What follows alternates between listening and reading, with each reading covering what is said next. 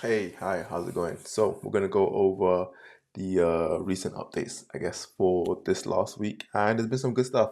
But first of all, I thought I'd go through the comments first because I actually got a few interesting questions that I'd like to go over and some funny stuff too. So, we'll go through comments over, then I'll go over the progress pictures.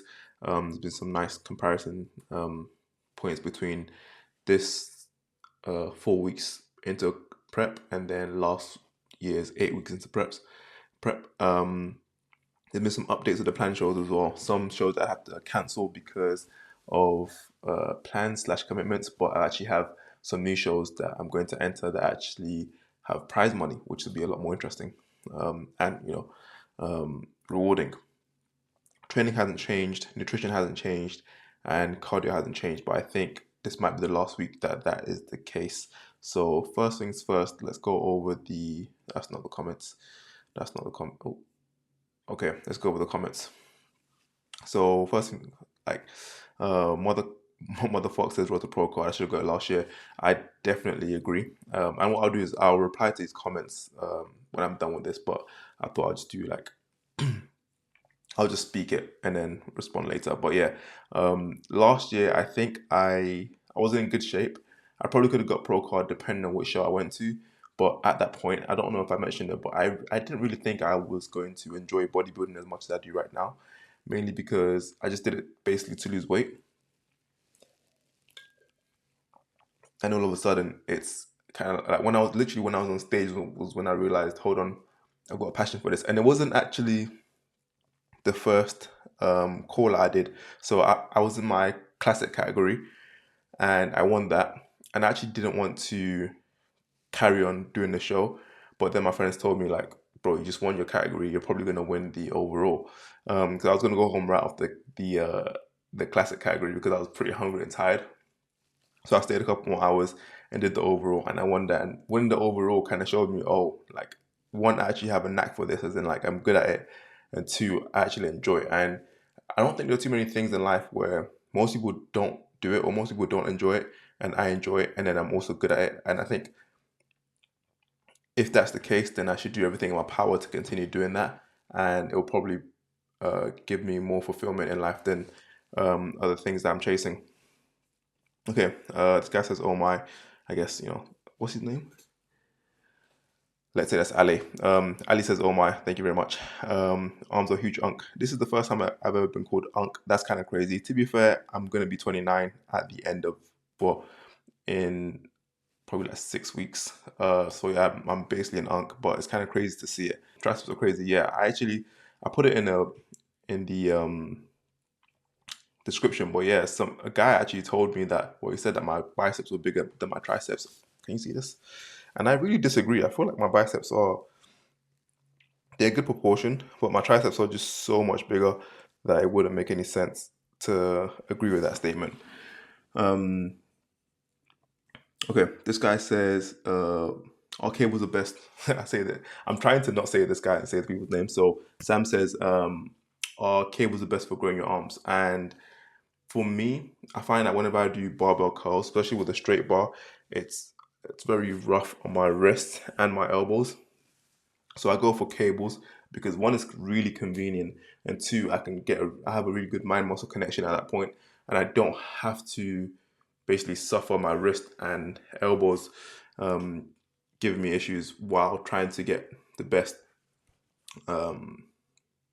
tension and stimulation on my biceps. So, but if this is asking for advice on what you should do, I would always say try everything and then find the best two or three things that you like the best, and you liking it matters as well because that means you'll be able to force yourself to keep pushing and making progress on it, and then you just do that until it stops feeling effective. Beast, what's the best split? So I'll show my split and I'll show you why. I actually had a conversation with somebody the other day about how there's no such thing as a best split. It's really person dependent.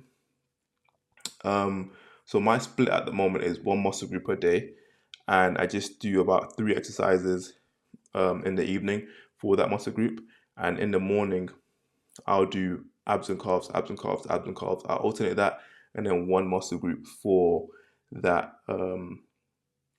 for that day. And it's just to show that there isn't a one specific best. It's basically what your schedule can allow and what you can recover from. So right now, I can recover very well from doing all these sessions like this. That might not be the case next year or maybe even like 6 weeks down the line. But right now, this is the best for me. And the best way to find out what works for you is just to see how long it takes for you to recover a certain muscle that you want to work on. So let's say on Monday you want to work chest, and it's a really big part of your training that you want to work on. If by Tuesday, right, the second day, your chest is fully recovered, one, you're probably not hitting the chest hard enough, um, as a blanket statement. But two, if it's fully recovered, then you can go and hit chest again, and you can just make sure that you're getting quality volume, as in each rep actually feels like it's something that's going to develop your chest muscles.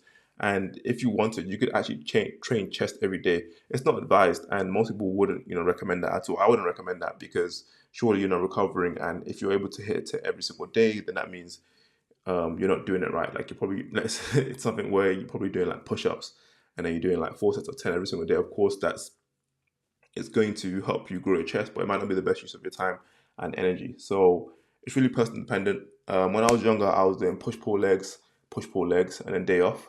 And now I just do this. I've done like different sorts of training styles, like powerlifting, hit training, all that kind of stuff. But for me, for this period, actually, even like last season, I did push pull legs, push pull rest. No.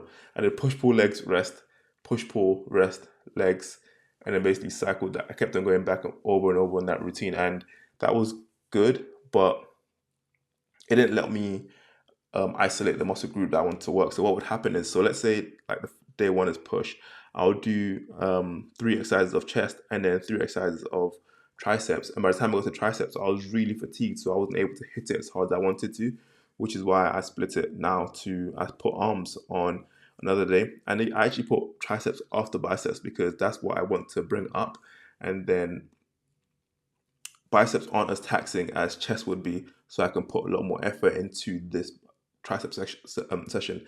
And another thing about workout splits is that you need to be excited or you need to be motivated to do these sessions. If you find that your sessions go too long, or you lose interest, or you get disengaged, let's say halfway through or at any point during the workout, then it's too long for your attention span, too long for your energy levels, and you need to make sure that what you're doing is concise and effective. That's the most like the list of exercises you do don't matter. It's how effective those exercises are that's going to make you see the progress you want to see. Hopefully that makes sense, and I'll probably respond in a more concise way afterwards. Why is so yeah? Short time break says why is natural why is natural pro is not natural? I find it really funny because obviously it doesn't make any sense. And I'm assuming obviously he doesn't think I'm natural. And most people don't think I'm natural, even though there's no way for me to. I mean, the only way I can probably convince people is that by doing natural show, which is what I'm trying to do this time around. But I like that this guy came in to defend me and say you can be a natural pro, which is it's quite nice because most people don't really. Obviously, most people don't know and choose to not defend me, which is I don't, it doesn't really bother me or anything like that.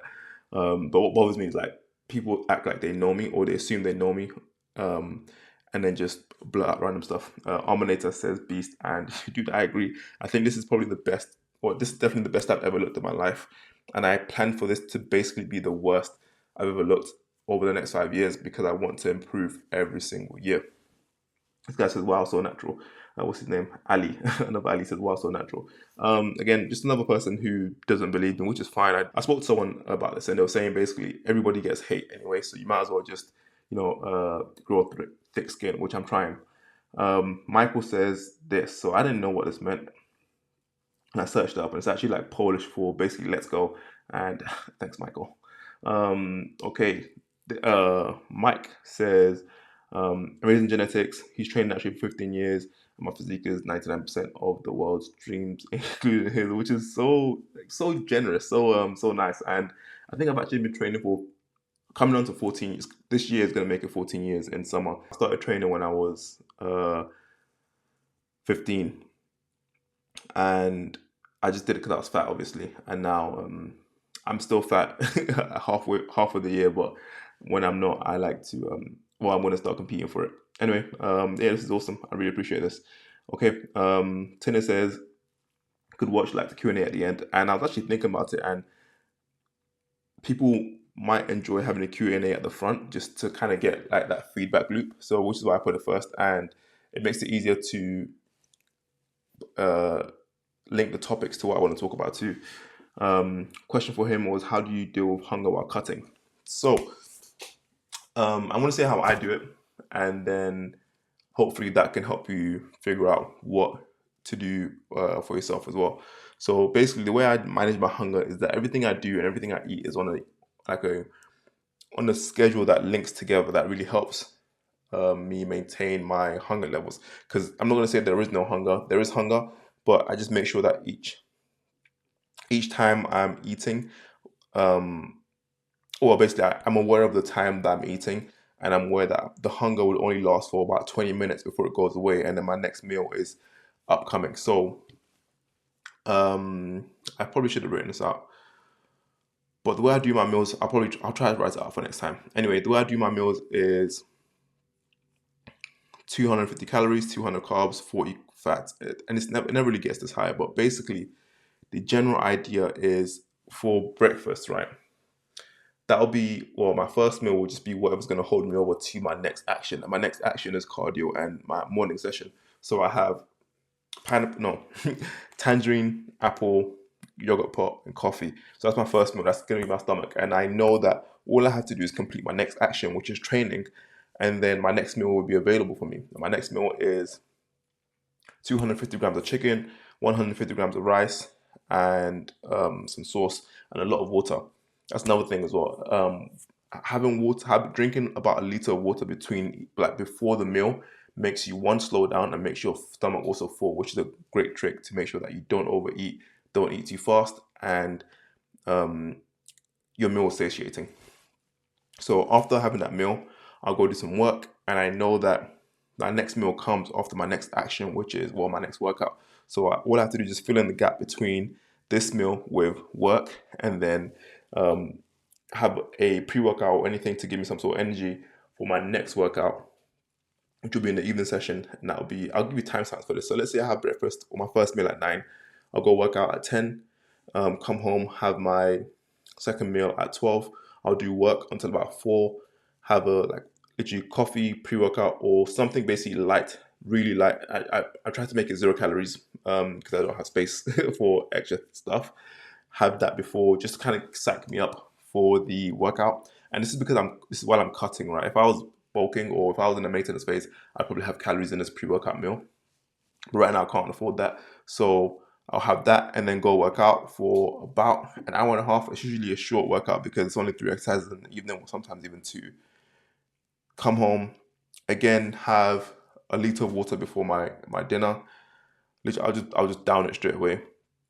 Oh, I also have sugar-free drinks as well. So I have Coke Zero with my lunch, and then 2 cans of Coke Zero with my dinner. And the dinner, same as my lunch. It's 250 grams of chicken, 150 grams of rice, 20 grams of teriyaki sauce, basically, and a yogurt pot. And I'll basically get my macros to exactly this, and just try to eat slow. That's how you manage it. So the next idea now is, after I've had that last meal, I know that I'm not allowed to have anything else to eat. So there's only a few things I can do. I could either stay up all night, be hungry and try to, just kind of survive, or I can do some work, get everything out of the way, and go to bed as soon as possible. Going to bed as soon as possible means that I use less energy because I won't be awake.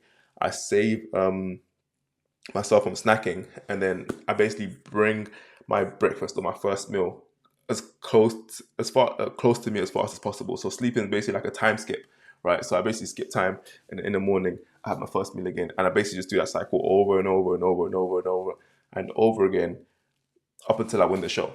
That's the general idea. But things will be different when I'm in a growth phase or a maintenance phase, and mainly because, well, I say things will be different because I like to actually snack in the middle of the night. So what I'll do is, when I'm bulking or in another phase, if I'm not counting my calories, I'll just wake up and eat in the middle of the night because I get either bored or hungry. I don't sleep too long either, so I usually sleep like 2 hours at a time. I'll wake up for like 10 minutes, go back to sleep. So in that time window, I like to eat, but that's not something I can do in the car. So I literally just, I'll just waste time when I wake up in the middle of the night and then go to bed. But sometimes I drink water in the middle of the night as well, or have a can of Coke Zero just to fill up my stomach. But all that to say is hunger is a big part of this, and you just have to get used to it. And you have to know that even if you're hungry, you're not going to die, and you have to exercise your willpower to overcome something that you know doesn't actually mean you're going to die. And it's the reward from not giving into that hunger is looking amazing. So why would you not do it, right? And it's only for a short period of time. You only have to cut for like 12 weeks to see good results.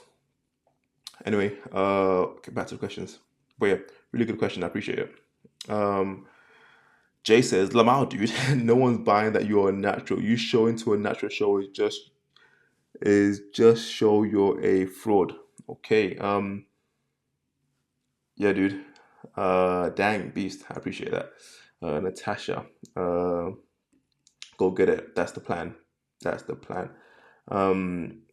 Obviously, some of these aren't from this video or like from these videos. They're from my shorts. I don't even know what his name. Let's say one foosball. I'm guessing this is the town in Germany. But yeah, funny enough, this wasn't actually like there's music in the background, but it's not from the actual gym music. Somebody was doing a fitness class in front of me, like right in front, and that's what the music was coming from. And yeah, it was actually quite fun music. Um, okay, so I know this guy. His name's Aaron. He says, "How many sets do you take to failure or close to?" And for me, right, the idea is after warming up, every set must go to failure. Otherwise, you're wasting energy. If somebody told you, like, if failure was a line, right, and is that even on camera? Anyway, if failure was a line, and somebody said every set you have to cross this to, reach your goal, it doesn't make any sense to go all the way up to that line and then not cross it. So after warming up, I make sure that every set is to failure. So even if my rep range is 8 to 12 reps, right?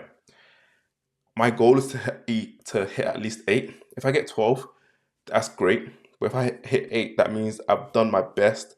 But if I don't hit 8 and I hit 7, it doesn't mean I didn't like work hard. It just means that like that was my failure point. And then the idea is to switch the weight such that it allows me to at least hit the rep range and then fail. That sort of like mental model or like way of thinking about things makes it a no-brainer for how to consistently get close to failure. Like you don't want your workout to be so easy that you're not failing, but you also don't want it to be too hard that. So what I mean to say is you don't want to fail the set before you've had enough quality reps. Hopefully you get what I'm saying. But yeah, basically the long story short, all my sets are to failure after I've warmed up and I've done enough warm up sets. Yeah, for really jacked and symmetrical dude, he doesn't appear to be good. For really jacked, and it doesn't seem to go in all out at all. It's funny, basically, like most of the sets I do, I don't really show the final reps. I'm gonna try to do that a bit more often, but basically, I just try to do reps where I show clean form because that's also a priority. But I mean, let's say if 6 of my reps are clean, I don't even show 6 reps. I show about 2 reps of each exercise. So I'm going to show the cleanest so that you know exactly how to do the workout. And then at the end is where I struggle a bit more. But again, I don't struggle to like form failure. I'm not trying to like bend my back just to do a bicep curl. I'm not trying to, you know, basically go all out and ruin my like injure myself just because I want to go to failure. I'm going to go to safe failure, and then so I can keep repeating that because at some point your body gives up, and I don't want my body to give up on me. Um, but yeah, I think Aaron knows what I'm talking about. Um, yeah, he basically answers pretty well, to be fair. Uh, TJ says, I'm on the right track. I appreciate that, TJ. Yeah, I didn't know this was the track for me, but now that I'm on it, I'm loving it. Yeah, and I think that's about it. This was from last week. Okay, that is all of that. Let's go over progress. This video has been going on for 20 minutes now, which is kind of crazy. Hopefully, I'll trim it down a little bit. Anyway, this should be quick. So we're back to the room. What I've done now is I put a light in front of me. It's kind of like here on the floor, and I basically just took the same distance from here, put it here, and hopefully now it does show a bit clearer. But anyway, let's talk about the drastic changes, and I think I'm pretty happy with this. So one thing is to be sure that my abs are definitely coming in a lot better, and it's such a big deal because I've never really had abs this clear at this stage of training, and even like my legs are looking a bit more defined, but I'm not sure if that's a shadow or not. Anyway, that's the front, and here is the back. Again, this is probably like the biggest my back looked, but even though this doesn't look as big, there's definitely a lot more. Not definition. I wouldn't say definition, but it just looks more like less fluffy, if that makes any sense. But another major thing is that you can see this. So these are the exact same shorts on each video or picture, and there's a lot less overhang now, and you can see a lot more of the middle of my back. Whereas before over here, there's no such definition around here, and it's just a lot of overhang. Even here, like here now, it's a lot less, and I'm very happy with the amount of progress. And I actually think surprisingly, so I always thought that I held a lot of body. Well, I do hold a lot of body fat in my midsection, but I thought it would be stubborn belly fat, and at this point, I can see that I actually lose fat from my midsection very quickly as opposed to my lower body, like hamstring and well, I guess probably like mainly glutes. Okay, that's the back. This is the side. Another cool feature of the side is you can really see the silhouette of my abs, which is crazy. Like this really shows the difference. Like here it's quite smooth, and here it's like, so this is what I was talking about with losing the lower belly fat. It's gone from here so quickly as opposed to 2 weeks in, and on the other side is more of the same. Okay, that's progress pictures. So yeah, here's what I want to talk about with the distance, or with the comparison with last year. So this time last year, well, not this time last year, but the progress picture from this weekend is very comparable to 8 weeks out last year, and our, I mean, it's clear that's even better, right? Which is just such a good sign of how far ahead I am of this picture last year, and I'm really looking forward to seeing what 8 weeks out will look like. It'll probably be, I doubt it'll look anything like this, but that would be awesome. I think that's it in terms of comparison. Okay. Anything else? Yeah. So training the same, planned shows. Okay. Yeah. Let me go over this. So I made an update on my weight tracker, and actually, like, I thought it'd be a lot more. It make a lot more sense to basically map out my whole year, and it'll give me an idea of what my weight is going to be like for the year, and I can follow that a lot more accordingly, as opposed to just randomly eating junk after my show and then not really knowing what weight I'm going to be going into a bulk. So everything is color coded.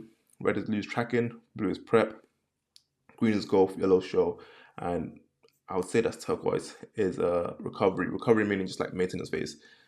This is what I expect, and this is where I'm at the moment. Again, I'm still above average, or above what I expect, but you can see as opposed to last week, the weight is actually looking a lot better. So it fluctuated a little bit during the week. I was so upset with this 102 because I was really hoping to be 100 by Sunday. But I went out with a meal with my friends on Saturday, and I'm gonna blame that for why I went up to 102. It's probably not the case because the following 2 days, I'm still not 100, and it can't be because of that, because that's too far removed. However, there's a big difference between the start of the week last week and the start of the week this week, so I'm still making progress in the right direction, and I'm not going to change anything with my diet, training, or cardio. When it comes to planned shows, the first show that I have in mind, the one on the 18th of April, the one that this whole cut is for. The reason I wanted to do it was so that I could enter this show at the end of the year. However, and it was in this week. However, my friend's having a wedding like on the 25th of September, so I actually can't make the show, and it's not even nearby. It's all in Malaysia, so I can't make it anymore. However, I found this place called, or this federation called UK Drugs Free Bodybuilding Association, and they have basically a qualifier on this week, and then they like a qualifiers in just to basically say that you can compete in their pro qualifying show. So basically, 2 weekends back to back, I'm going to be competing. And then what I'm going to try and do, I don't know if this is going to work, but I'm going to try and not eat too much at this wedding. But it's really 50-50. I might just end up enjoying myself. And if I do, I'll have to give up on the show. But if I don't, then I'll come back for the show. And my main idea to get to like my best condition for this show is to basically go through, continue cutting up until the show. I'll take a break to just eat everything I want that's on my list of things. Yeah, I've already started making a list. Domino's and Pizza Hut are on top, and then I'm going to go through a growth phase where I plan to gain basically 0.25 kg per week. I'm gonna have to redo this because I've there's like a formula basically just gaining 0.25, but I didn't do it for here, so these numbers will change, but it will be within this bracket anyway. My idea, what I think is, with everything I'm going to eat in this week, I might go up to 95. That's the most I'm assuming. It probably won't be that high. Hopefully, it won't be that high. And then I'll use the new number to enter what this week's weight is and what the start of my growth phase is. So you might wonder why the growth phase slash like bulk phase is so low, and it's because it's very dependent on this show. So the idea is to do a 12-week cut. Now for that, it means that a 12-week cut losing 0.5 kg per week. Actually, no, this is 0.6. Yeah. And so I have to go backwards from this date to by 12 weeks, and that lines me up till here. And now the gap between basically is the time I have to make a difference or change my physique as much as possible. Ideally, nothing much is going to change, but it's better to plan to grow as opposed to stay the same, because it will be a waste of time if I didn't put some effort in towards making progress in the right direction. Which is why, yeah, I've got such a small growth phase, but I still think there's going to be a lot of progress in that. And that being said, I don't think I'll be very happy if I can be 90 kg at this point, because it'll be a lot. I mean, I'm still planning to be around 89 for this, so even just 1 kg heavier, it'll probably be a lot more defined, and I'll look a lot better because I would have had more time of like consistent dieting, good nutrition, and sticking to the plan than this show. So ultimately, like, this will probably be my best look of the year. This is unlikely. Obviously, this weight will be different after I have the wedding here. So this is a gray area. But the idea is that if I compete here, then I'll take 2 weeks off to kind of just enjoy life again, and then go through a maintenance phase where I plan to maintain 97 kg. And then this will be the Christmas period where anything can happen. Basically, I think I'm also going to Ghana. Oops. I'm going to Ghana during this period, and it's my wife's birthday, like a couple weeks after. So I'm not going to be tracking anything. I'm just going to be enjoying life and then going from there. But that being said, this show has a prize fund. So there's a 2K prize fund. I'm not sure how this is going to split it out, but I'm assuming the overall winner gets the most money. So now I have a bigger incentive to actually want to compete at these shows, which is something to look forward to. Anyway, I think that's everything. Yeah, code is the same. That's the same. That's the same. That is it. Yeah. So let me know what you think about the format with comments first, progress pictures, plan shows. I don't think this is going to change much more, but it still might. I don't know. It's unlikely. I mean, maybe someone would hit me up and ask me to do another show in a time that I can afford. Actually, there's actually a pro qualifying show here. No, here.